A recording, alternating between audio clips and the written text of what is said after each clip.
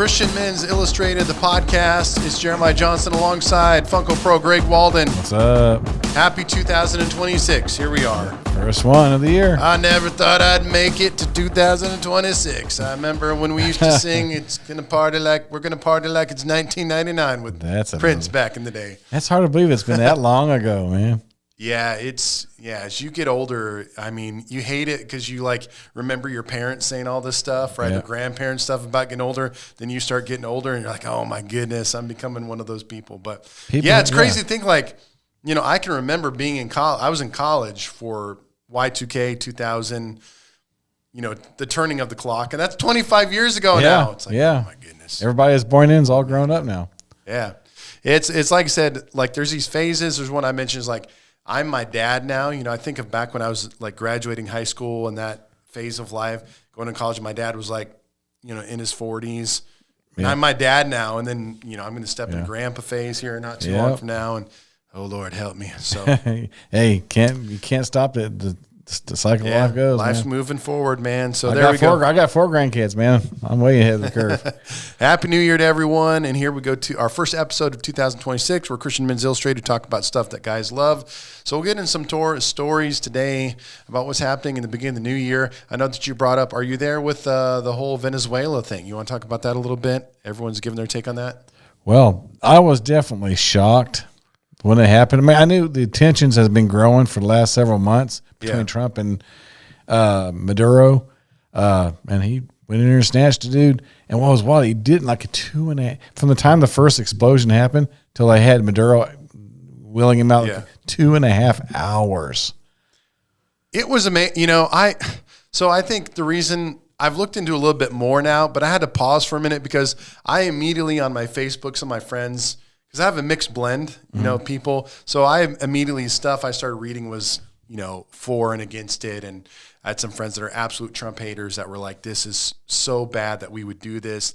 This is wrong. This is not right. We're just this evil dictator. That whole thing, Trump's a dictator kind of thing. And then I had the flip side because I'm a Christian and I have a lot of right-wing. I am a right-wing conservative Christian. So then I had a lot celebrating it. So from the immediacy, it was hard to get truth from it because there's so many varying opinions. On a simple note, when the Democrats don't like it, I think it's a good thing. Right. But we're talking about politics. I mean, politics aside, in one sense, we're talking about the military, how amazing this was. That's what we're talking about. Let me pull this up just real quick, just AI overview view. In the recent U.S. operation to capture Venezuela, President Maduro, over 150 U.S. military aircraft, including bombers, fighters, and surveillance aircraft, were involved, launching for numerous bases. In the months leading up to this, the U.S. also deployed several warships and the aircraft carrier USS Gerard, blah, blah, blah.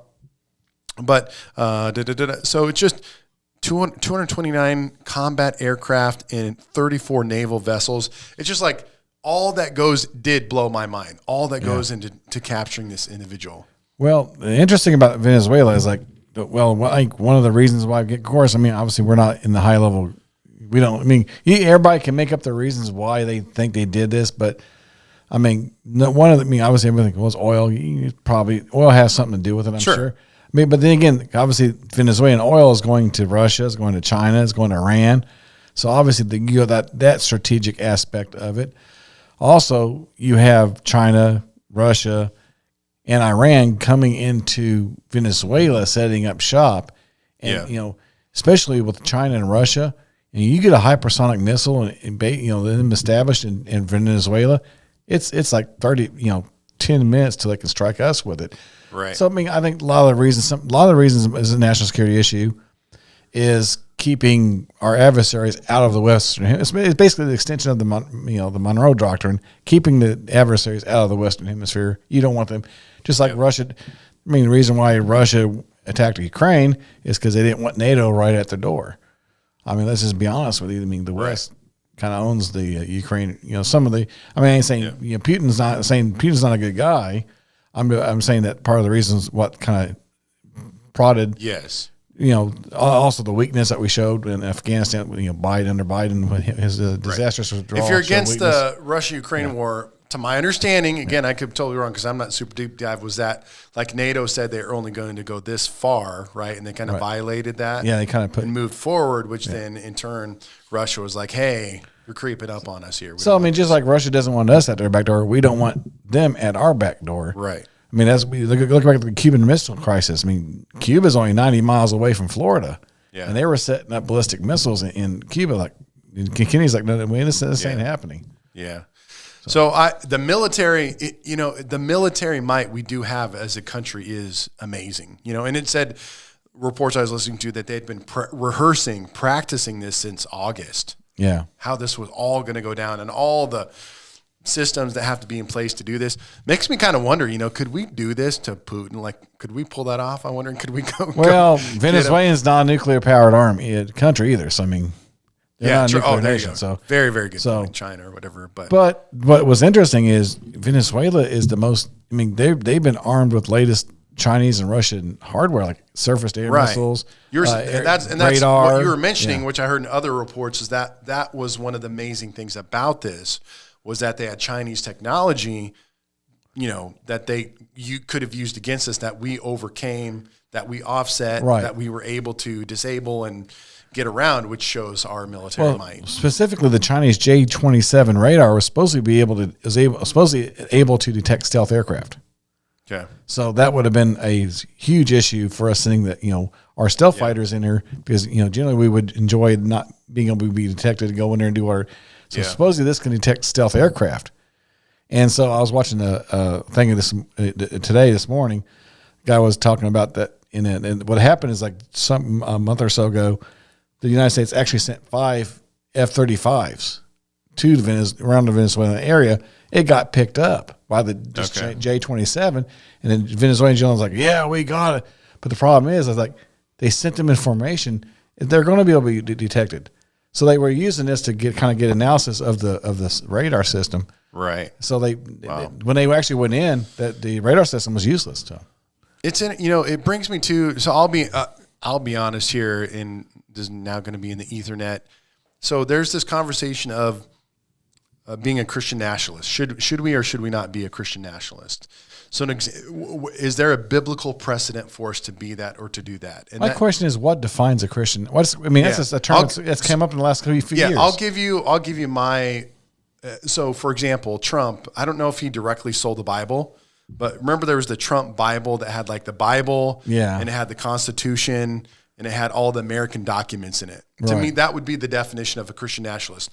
One who almost adheres those documentations, maybe not as high as the Bible, but very much correlated and almost one and the same.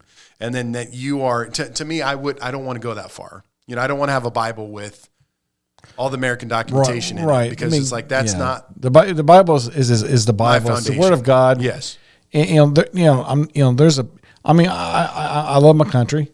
Yes, you served our country. Thank you. There's nothing. The problem is the unpatriotic people in this country, which I'm calling them unpatriotic because they don't love the country. I'm sorry, they don't. Just it's evident they don't. They think that because you're a Christian and you're not supposed to love your country. That's horse hockey, as Colonel Polly would say. You can be a Christian and love this country. The country, I don't care what anybody says, and I can argue this with anybody till the cows come home. This country was built upon Judeo-Christian values. Yes. Why do you think they hate the Constitution? Right. The same reason they hate the Bible. Now, I'm saying the Constitution is not equal to the Bible, but anything that's related or built upon God in the Bible, they're going to hate it because they hate God. So if they hate God, they're going to hate anything that's even based upon the Bible, represents the Bible, stands up for the Bible, yada yada yada. So no, you can love the country and be a Christian. And I do hold to that. I think there are sometimes we get the lines a little bit blurred, where we're lingering too much in the worship of. It's almost like I've said this before. It's almost like we think like Jesus was an American. Like Jesus was not an American. Right. I mean, he wasn't. And that the kingdom of God is not built on America. Like God doesn't need America to produce the plans and purposes of God and his kingdom. That's not Right. devaluing our country. That's not saying we shouldn't listen. I stand for the flag, but I'm just saying like that's where we can kind of blur the lines a little bit, which I think we got to be careful of. That's where I kind of Right. ultimately land a little Yeah, and that doesn't mean I agree with everything. I mean, we're a country is built upon, obviously our government is filled with people who are sinful, just like everybody. The Bible says we're all sinners. So, I mean, obviously, they're going to make mistakes. Our government makes mistakes. I'll be the first one to tell you they make mistakes. You don't necessarily have to agree with everything they do, but loving your country is a matter of I love the freedoms that we have under our Constitution. Millions of people that came before us have fought, bled, and died for this freedom, and I shouldn't take it for granted and just laissez-faire, just toss it away. And these freedoms should be defended. Yeah, and we have to defend these freedoms. Like Ronald Reagan said, your freedom is only one generation from being gone. Yeah. And the man, I was kind of explaining this to my boys the other day, because God has favored us so much as Americans, it should do nothing more than put a greater mandate on me as a follower of Christ to make this world a better place. Right. To give, because I'm rich. I am, in comparison to this world, I am rich. Like I make more money than 97% of the world. Right. So I now have a mandate to be like, I need to use my resources and who I am to further the kingdom of God here on this earth while I'm here. And I have a greater ability to do that than the overwhelming majority of the world. But my biggest frustration is that we're constantly told separation of church and state when it comes to Christians, standing up for Christ in the public sphere. But now you have the governor of New York ordering the green lights to honor Islam to be flown in Manhattan. I'm like, no, it's interesting that no one's screaming separation of church and state when it comes to Islam. Yeah. But boy, let you pray somewhere next to a flagpole and they lose their ever-loving minds. They lost their argument. Yeah. Christians, stop being scared to stand up for your faith. Stand up and say, I don't care what these people think. Yeah. I don't care what these wacko Satan followers that they say are. Yeah. Think about, I'm going to stand up for Jesus. And they don't like it, tough. Yeah.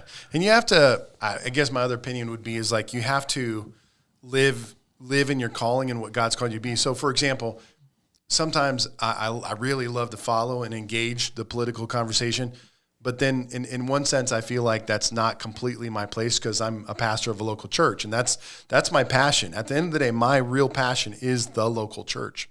Mm-hmm. But then I can't be a hater of someone who's called to be in the political realm.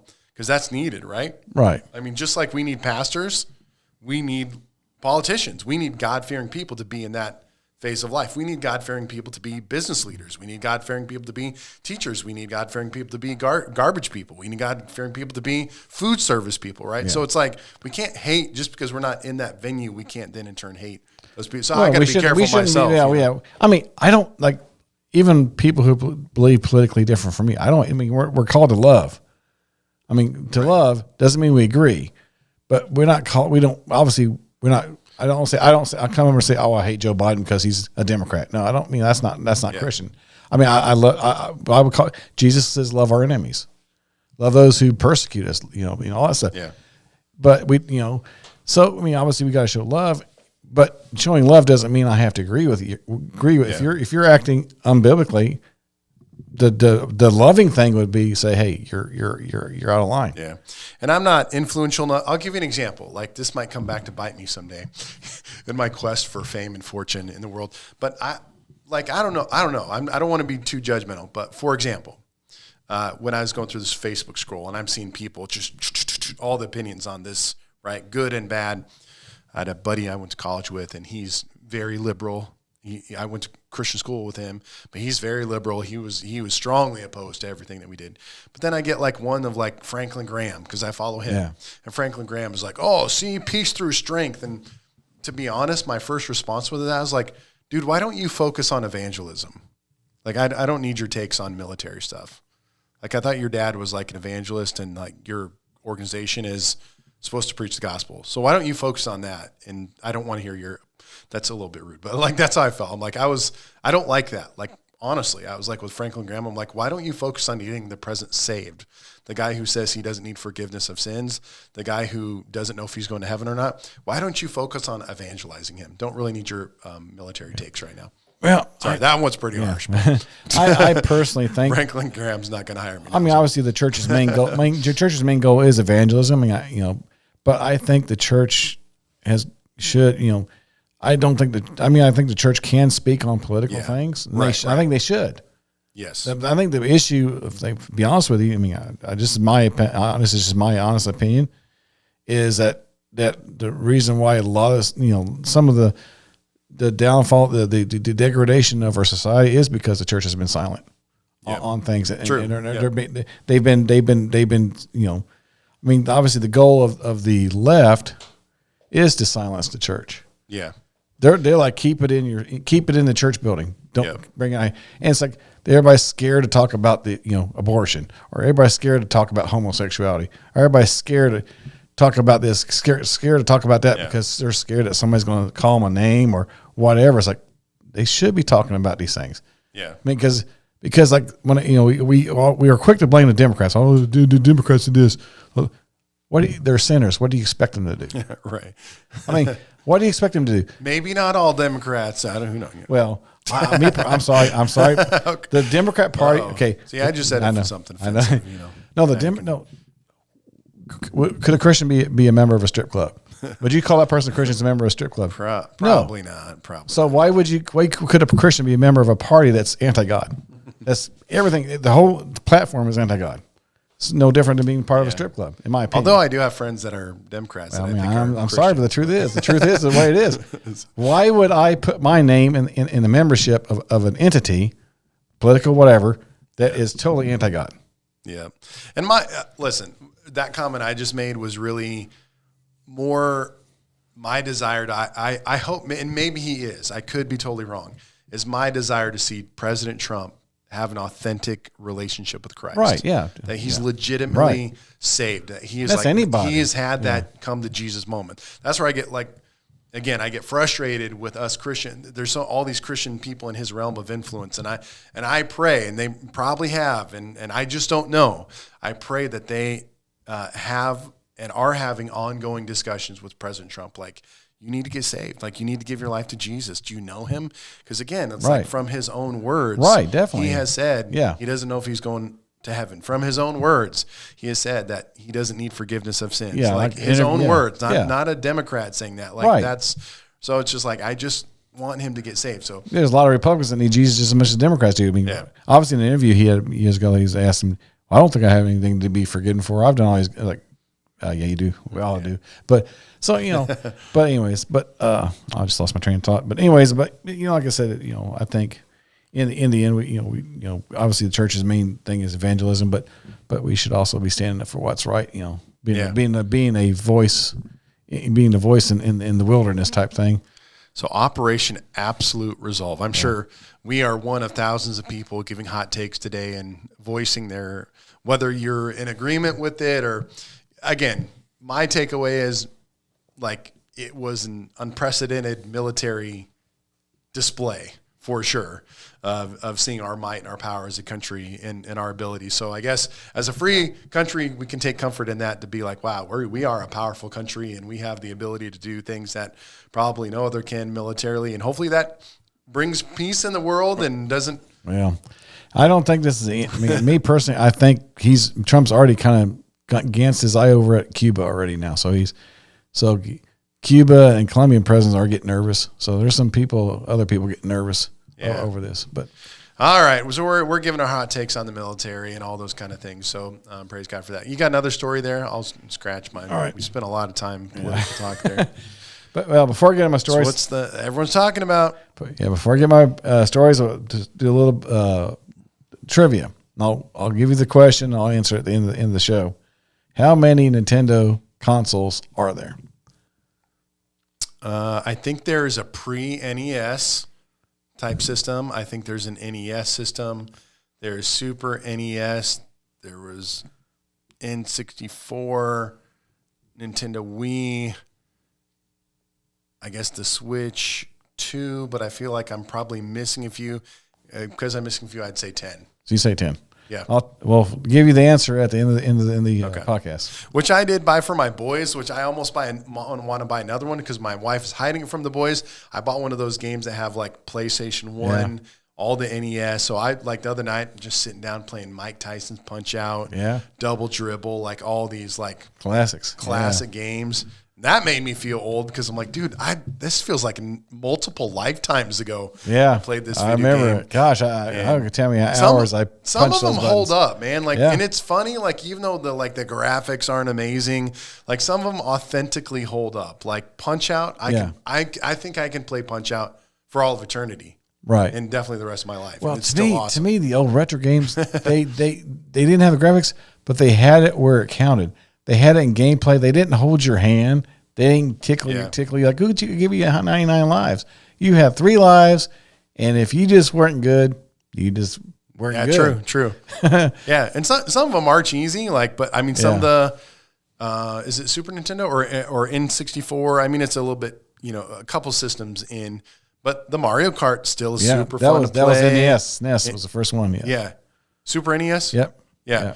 Is good. And then the N64 or whatever, still fun to play. So, like I said, there's some of those that, like, they're not total. There are some that you pull up and, like, okay, this is pretty cheesy. But some are super fun. And you're a sports guy. My all-time favorite NFL football video game of all time is Tecmo Super Bowl for the NES. And I don't think that was on there. Why is that one such a Tecmo Bowl? But I was Super Tecmo Bowl. So that's what it was. Super Tecmo Bowl on NES. Yeah. But I don't know if that one was on there or not because that's a great. That's the best, man. I tell you what, and it was awesome. A lot of people, obviously, the big thing was Bo Jackson because what was funny is like this dude was like almost unstoppable. Yeah, and it's because the guy, the Japanese developer who was developing the game just loved Bo Jackson, so he just pumped this guy's stats up to the moon. So I guess the question would be, if you were stuck on an island and you had one game system to play for the rest of your life, what would it be? Oh, it'd be SNES. SNES? Original? Yeah, Super Nintendo, yeah. Or no, Super Nintendo or original? No, Super Nintendo. Oh, Super Nintendo? Yeah, that'd be my system of choice. Yeah, I don't know. I guess because I was, a kid, whatever, that is very meaningful. I might go. I thought the original Xbox was pretty amazing when it came out. The very first Xbox. I never owned that one. Was pretty awesome. Yeah. PlayStation had its time. I'm not the biggest gamer in general, but I don't know. I might say the first Xbox. Yeah, NES. I mean, the games are kind of cheap. I mean, there's some good games now. NES has some good games, but I think Super Nintendo kind of hit that sweet spot of graphics, sound, and gameplay. So it kind of hit that sweet spot. Yeah. Yep. Yeah, I love it. Still got to play that Nintendo Switch 2, Super Mario Kart. Come on over, bro. We'll play. There. So anyway, all right. You have any other stories there? How many Nintendo game consoles are there, or have there been? Well, I know there's one or two prior to NES. I know that for sure. Yeah. And anyway, we'll get to it. At the end of the show, we'll let y'all know. You'll probably be shocked. All right. This is from BikeMag.com. 7 of their predictions for the mountain bike industry in 2026. Okay, e-bike. I'm going to guess e-bike things will be included in there. E-bikes in there. All right, so the summary is he thinks the e-mountain bikes and trail bikes will keep getting better. Yes. Radial tires are starting to become into the tire industry. So now we're going to start to get radial tires in your mountain bikes. And Specialized won't update the Enduro next year. More powerful. He said more powerful electric mountain bikes. Specialized kind of broke the door open on that one. I think it's a bad thing because they got the new bike basically with a switch. You can switch it from a class 1 to class 3 e mountain bike with a flip of a switch. I think that's bad news because generally most of your e mountain bike trails are only allow class 1s. They do not allow class 3. Because class 1s are like 22 miles an hour and under, or speed, or power, or engine size. Class 1s are generally basically only pedal assist. There's no torque or throttle. Yeah, like throttle. Yeah. And they are limited to about 20 miles an hour, at the most. Yeah. Yep. But class 3 is same thing, but they're allowed up to like 28 miles an hour. Okay. But so I think that could be dangerous. Yeah. That could be bad. Because listen, man, I'm not in the game as much as I used to be, but if you give certain, because you know who's going to buy those. It's not, again, it's like the people that don't really need them are going to buy those. You'll have your just 18-year-old they kid want out to be there, so juiced and like, And then also they're trying to get lighter electric mountain bikes, which obviously one of the downsides of electric mountain bikes is they're heavy as a beast. Yeah. The one I got is like 54 pounds. It's a beefer. Light, just getting lighter, developing the technology, and then cost. Costs they're going to have to, which anything. It's like big screen TVs, dude. I bought a 85-inch TV for $648, where 10 years ago, mountain bikes are getting $10,000. Dude, electric mountain bikes, man, they're definitely expensive. Yeah, they're gonna have to get that price down. The 130 millimeter travel trail bike will keep getting better. So it kind of like to be the trail bike is the sweet spot is 130 to 140 millimeters travel. Okay. Then of course, then he said the new Specialized Enduro won't release. I guess some issue with the Specialized or something. Someone's going to make a 32-inch wheeled downhill or enduro bike. I know that's crazy. I can see that. I could see that happening for sure. But the 32, I wouldn't want it personally, but I can see it happening.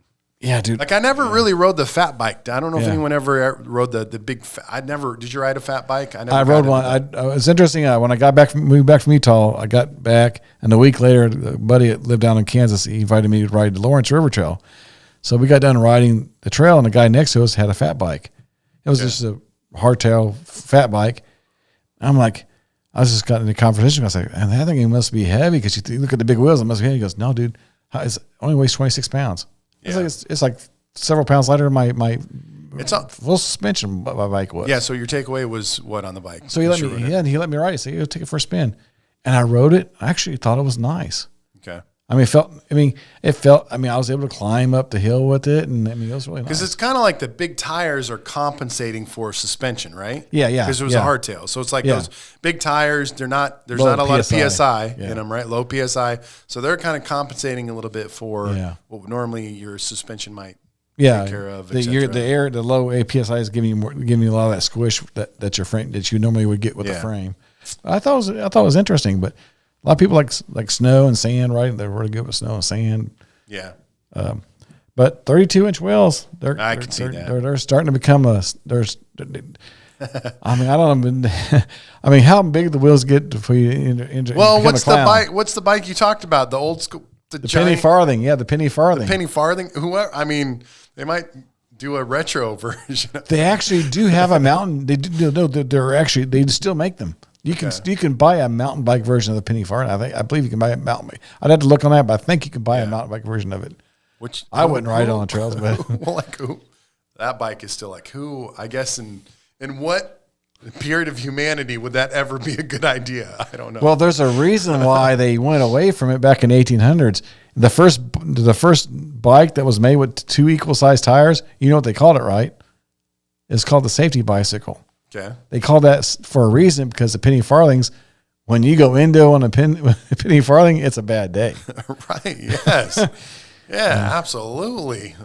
Anyway, the guy who invented that bike was probably not a Christian. I'm sure he was not a Christian. Yeah, but radial tires is going to be interesting because that's normally what we see on cars, but that's going to be my last story. Got to keep making money. Got to keep making new products. And last story, I guess this year is also a big year for Chick-fil-A. They turned 80 this year. 80? Wow, yes. Okay. I didn't think they were that old. Yeah, I didn't know either. Again, you're a little more in the Chick-fil-A flow of things than I am. I lean ever so slightly, very controversially, toward the Canes over Chick-fil-A.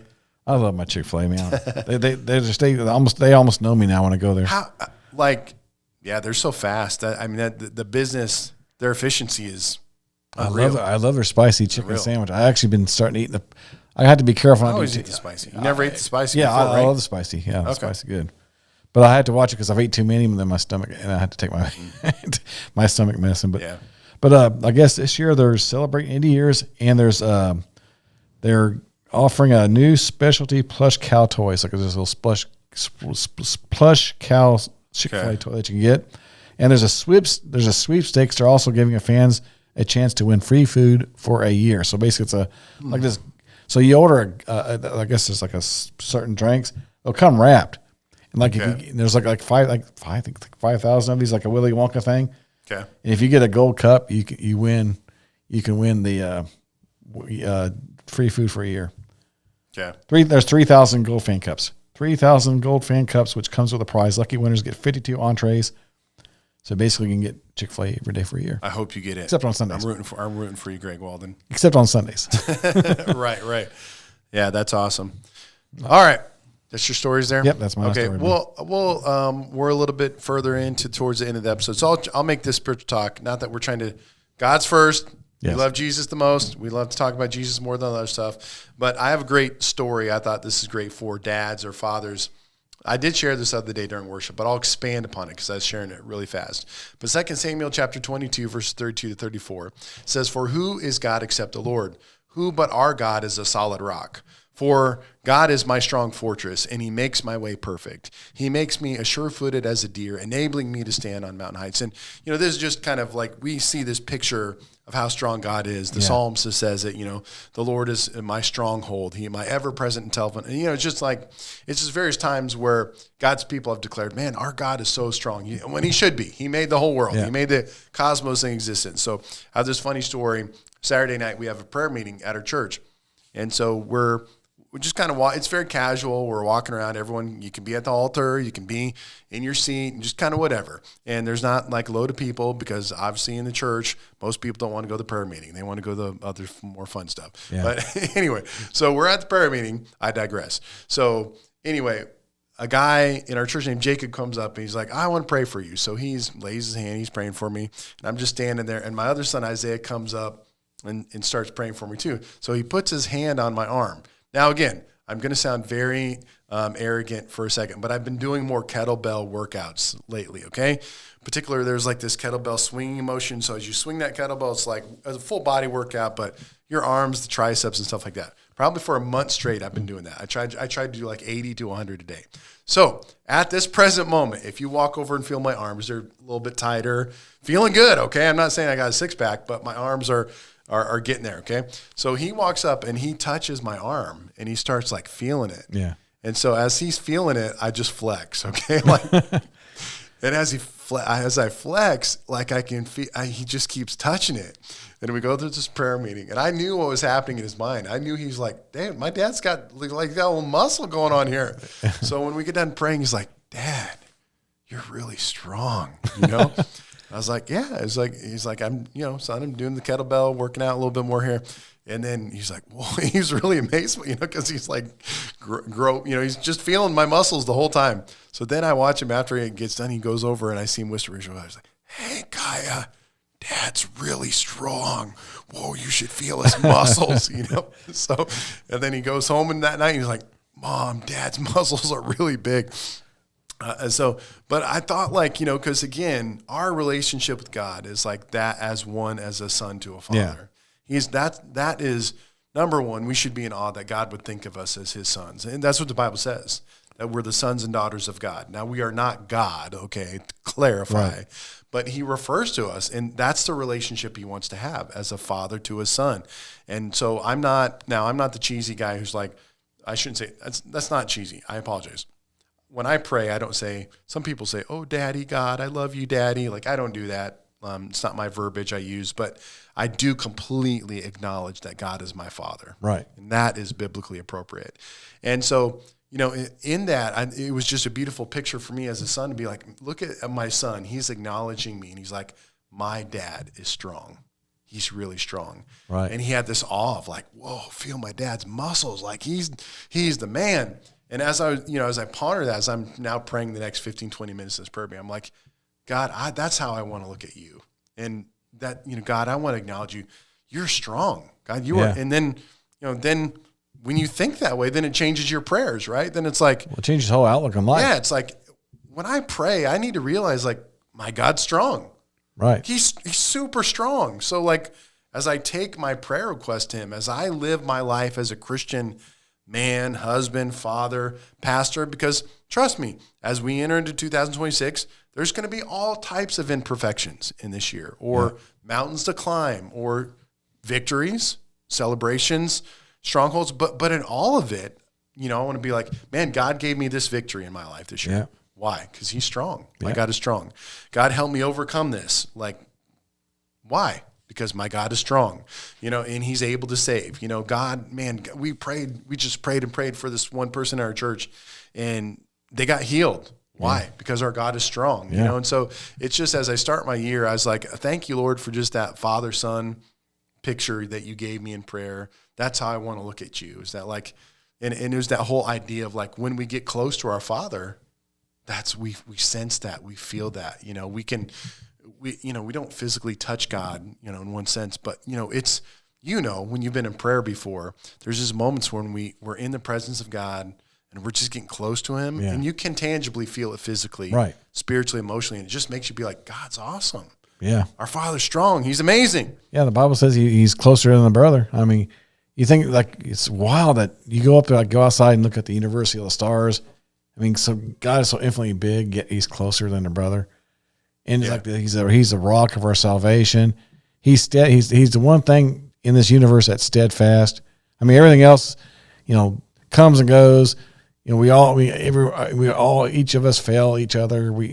People fail you this way, but God never fails. He's steadfast. He's a rock, and he can't be moved.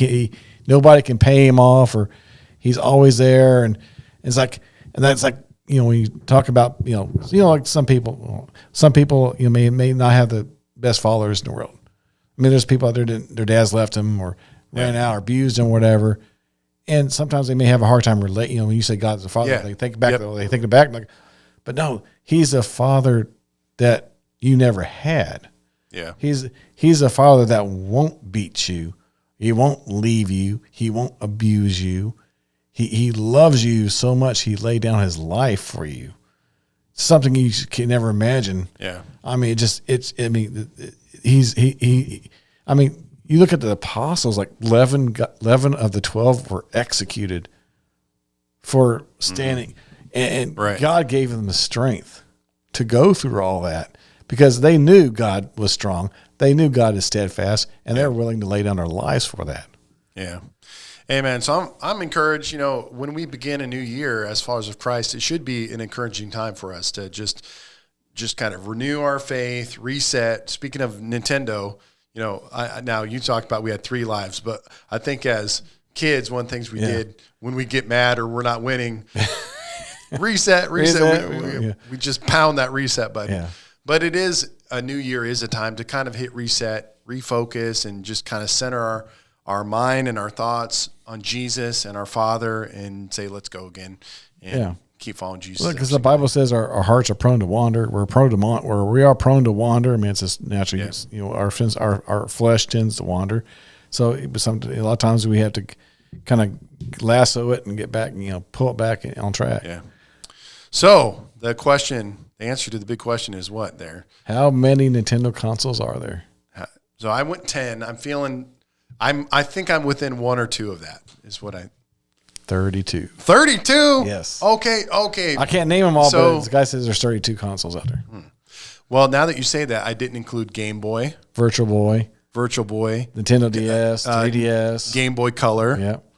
Yeah, because you'd have to, because there's multiple, right? There's multiple systems before NES. Yep. There was the NES, then you had Game Boy, then you had Game Boy Color, then you had. Yep. I didn't even think about Nintendo DS, 3DS, 2DS, 3DS XL. There's even the Switch. That makes sense. Switch OLED. There's 32 consoles. All right, well, I was off, but anyway, makes me want to go play some Nintendo right now, some Mario Kart, something like that. I got a PS3 over there in my office. Maybe I'll play again. Anyway, thank you guys. New year. Join the community. Christian Men's Illustrated the podcast. Like, share, subscribe. God bless.